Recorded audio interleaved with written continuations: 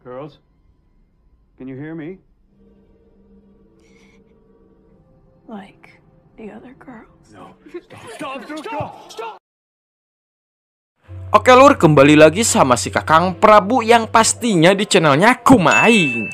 Di sini saya tidak akan ada bosannya untuk mendoakan kalian semua agar selalu diberikan kesehatan dan rezeki yang melimpah. Nah, di sini Kakang Prabu akan ngebahas alur film yang berjudul Level 16. Film ini menceritakan tentang sekelompok gadis yang dipungut dari kecil karena miskin dan terlantar. Akhirnya mereka dibawa untuk tinggal di sebuah asrama. Awalnya mereka yakin kalau asrama itu mirip seperti panti asuhan seperti biasanya. Dan jika mereka sampai di level 16, nantinya akan diadopsi sama keluarga yang kaya. Dan ternyata tempat itu tidak seperti yang mereka kira. Pokoknya mah tegang welah. Seperti biasa sebelum kita mulai dari awal ceritanya, jangan lupa untuk diklik tombol subscribe-nya. Dan tidak akan pernah lupa juga untuk mengingatkan sebaik-baiknya manusia paling baik itu yang udah nonton dan subscribe. Oke lur.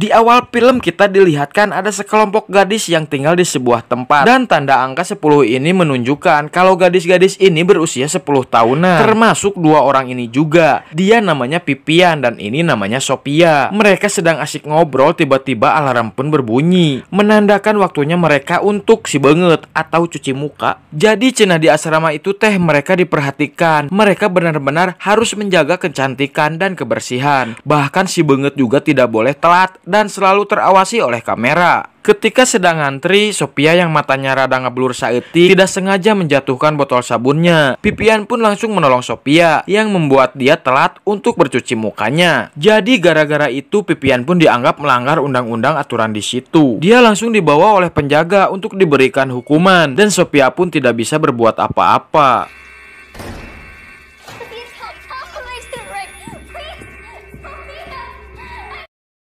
Waktu sangat teka rasa dan sekarang Pipian udah dewasa, sudah sampai level 15. Dia dipindahkan ke kelompok yang lain. Selama 15 tahun tinggal di situ, gadis-gadis ini tidak pernah keluar, tidak pernah tahu matahari itu seperti apa. Makanya di sini Pipian membuat coretan di tempat tidurnya supaya dia tahu sudah berapa hari dia tinggal bersama kelompok barunya itu. Keesokan harinya mereka semua bertemu dengan pimpinan asramanya yang bernama Ibu Brisil. Si Brisil ini memberitahu kalau mereka semua menaiki level 16. 3 gadis terbaik di situ termasuk Pipian juga akan ditempatkan di ruangan yang sama. Dan di sini Pipian bertemu dengan Sophia, teman semasa dulu. Tapi karena tidak bisa lupa terhadap kejadian di waktu itu, Pipian jadi selalu menghindar dari Sophia.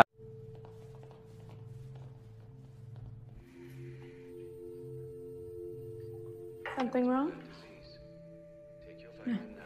Di hari itu juga si pimpinan asrama memberitahu kalau di antara mereka tidak lama lagi akan ada orang kaya yang mengadopsi mereka. Dan mereka juga diberikan gaun putih yang sudah tertera nama masing-masing.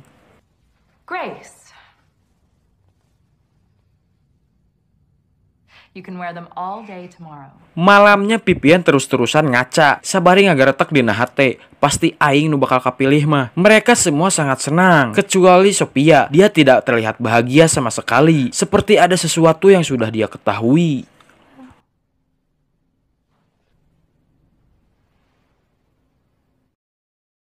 Keesokan harinya, diam-diam Sophia pun memberitahu Pipian supaya nanti dia tidak meminum vitamin yang akan diberikan. Walau sebenarnya Pipian percaya atau percaya sih cenah. Pipian mengikuti perkataannya Sophia. Dia hanya pura-pura saja meminum vitamin tersebut.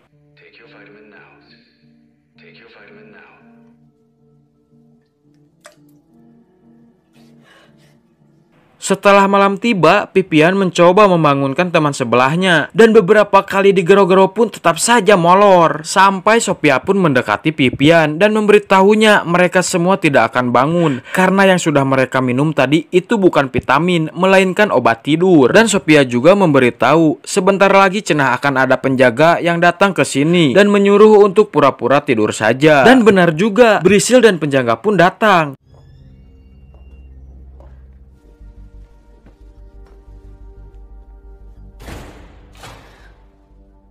Dan kebetulan sekali mereka membawa Pipian dan satu gadis yang lainnya ke sebuah ruangan mewah.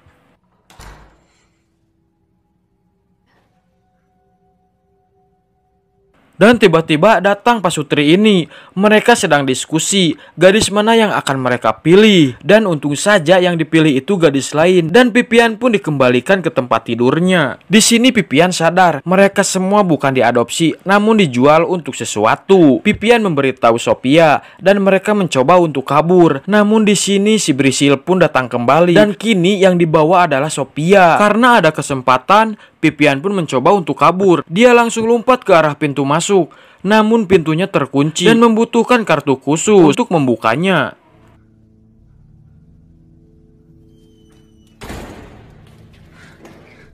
No, I'm almost done with Rose Hall.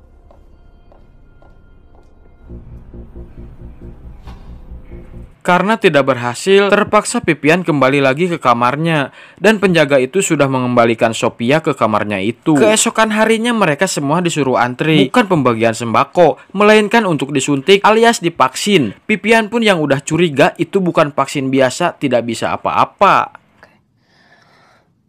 Vaccines, just to be safe. Do you understand? Take a little pain. Di malam harinya di saat mereka sare, akibat vaksinasi tadi, Sophia dan Pipian punya kesempatan untuk merencanakan sesuatu. Dan mereka membutuhkan akses kartu supaya bisa kabur. Mereka merencanakan sesuatu dengan Pipian berpura-pura ingin bertemu dengan dokter untuk berkonsultasi. Namun sebenarnya dia hanya ingin tahu bagaimana sih cenah cara menggunakan kartu akses itu. I like your glasses.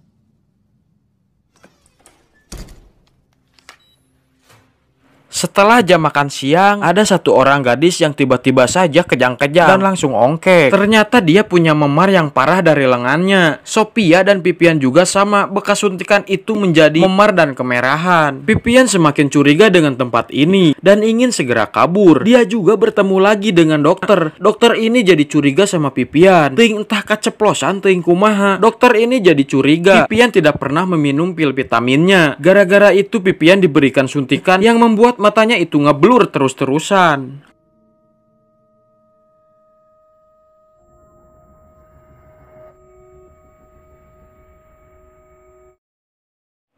Melihat Pipian yang tidak bisa beraktivitas seperti biasanya, setelah itu Sophia menyampaikan sesuatu sama Pipian. Dia akan mengambil kartu akses dari salah satu penjaga. Mungkin gara-gara linglung akibat suntikan itu, Pipian malah keceplosan sampai orang lain mendengarnya dan melaporkannya langsung kepada si Brisil. Kini Pipian pun dibawa dan diberikan hukuman dalam ruangan penjara kecil yang padukdek. This box be the last thing you see.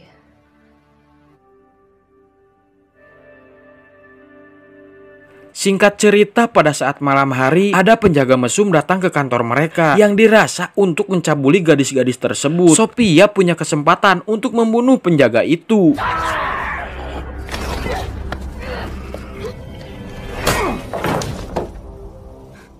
Dan dia berhasil mengambil kartu aksesnya dan langsung pergi untuk mengeluarkan Pipian. Namun tiba-tiba saja alarm pun menyala. Sophia pun akhirnya ditangkap. Di sini Brisil mengumpulkan gadis-gadis itu untuk ditanyakan siapa yang sudah menyimpan salah satu kartu akses tersebut. Mereka semakin diawasi. Bahkan Brisil langsung yang memberikan obat vitamin itu satu persatu yang berupa obat tidur. Di sini terlihat Pipian berusaha untuk menahan rasa tunduhnya sampai dia pun menusuk tangannya sendiri dengan menggunakan jepit rambutnya agar tetap terbangun. Dan tak sengaja Pipian pun menemukan kartu akses itu. Namun sayangnya kartu akses itu sudah tidak bisa digunakan lagi. Pipian pun sangat bingung. Lieur cenah kumaha deui carana kabur di dieu. Entah teuing kumaha tiba-tiba Pipian pun membongkar pintu tersebut.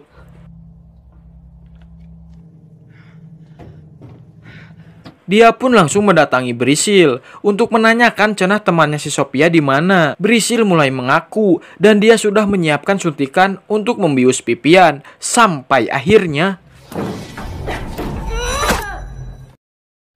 Pipian langsung gercep untuk mengambil kartu akses si Brisil, dan dia pun langsung mencari pintu untuk keluar. Pipian tidak mau langsung pergi. Dia ingin mencari Sophia terlebih dahulu, dan akhirnya Pipian pun menemukan tempat di mana Sophia ini dikurung.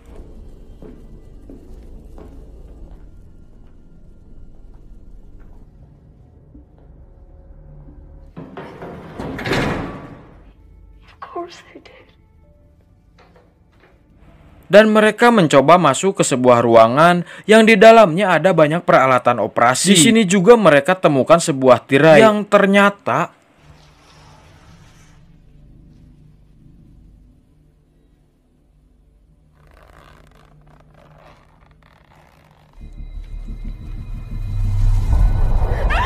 teman mereka yang bernama Rita meninggal. Yang lebih parahnya, kulit wajahnya itu sudah tidak ada. Sophia dan Pipian soak, rewas, langsung pergi. Ketika mereka sudah sampai, tinggal keluar. Sophia yang pikiran teuing kumaha, dia sangat peduli sama teman-temannya dan memutuskan ingin menyelamatkan mereka semua.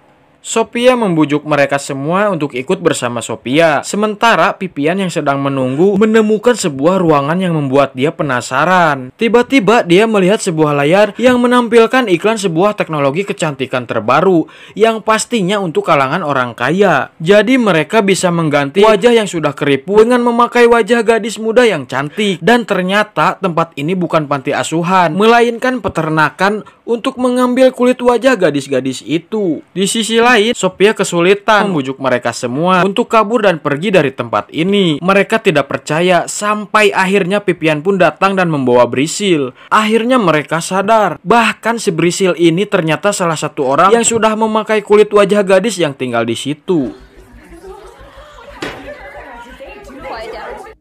And they raise us here like sheep. They killed her? How many girls?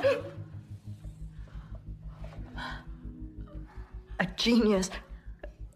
Si Brisil yang udah tidak walak kaya akhirnya dikurung di penjara kecil padukdek tersebut. Dan mereka semua pun kabur.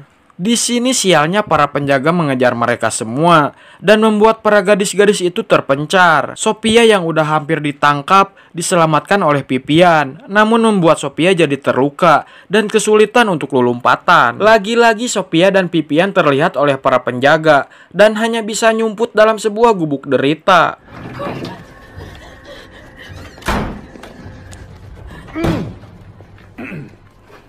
Di sini tiba-tiba saja si dokter muncul. Dia memaksa Pipian untuk keluar dari situ. Pipian ini adalah gadis paling cantik di tempat ini. Otomatis kulit wajahnya itu sangatlah berharga. Di saat itu juga Pipian sengaja merusak wajahnya agar si dokter ini tengung udah wae cenah. Stop! No! Stop!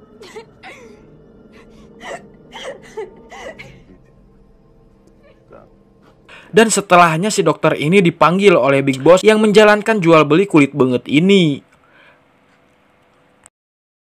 Akhirnya Sophia dan Pipian pun selamat dan cerita pun selesai.